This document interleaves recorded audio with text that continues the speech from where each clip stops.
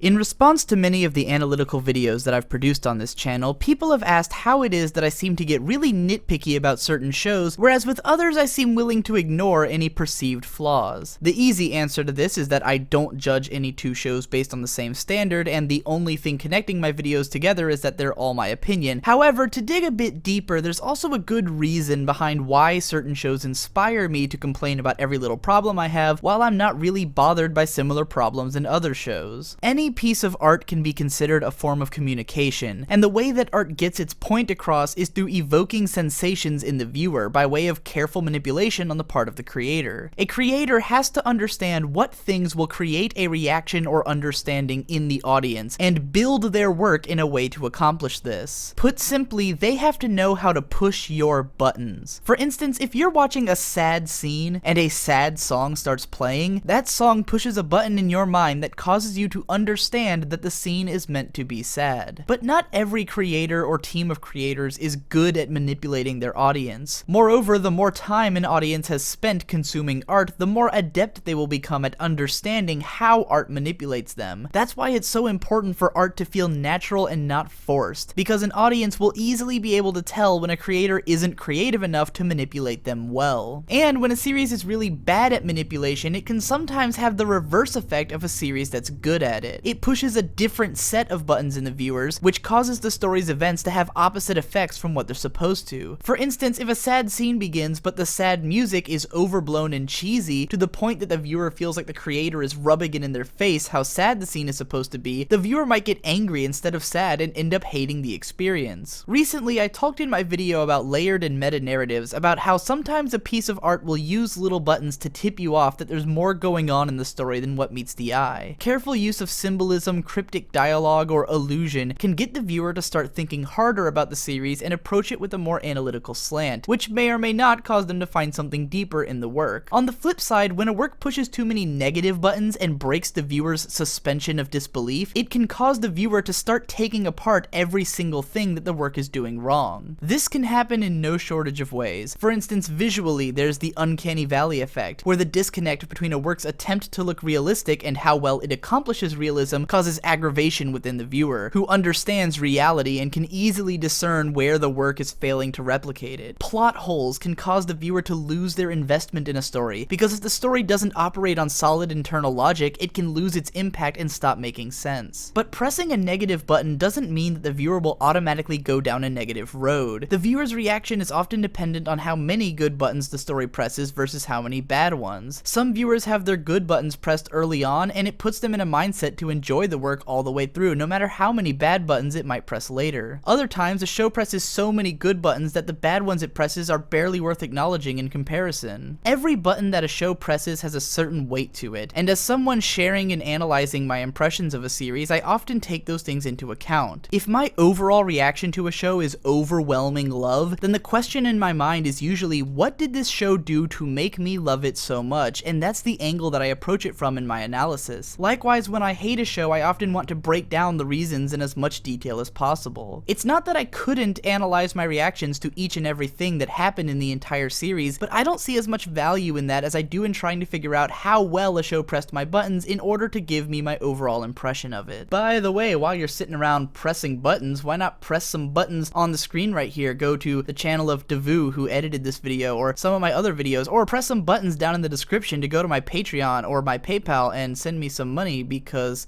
I need money, so that I can do these videos full time, as I have been doing and wish to be able to continue to do. Thank you and have a nice day.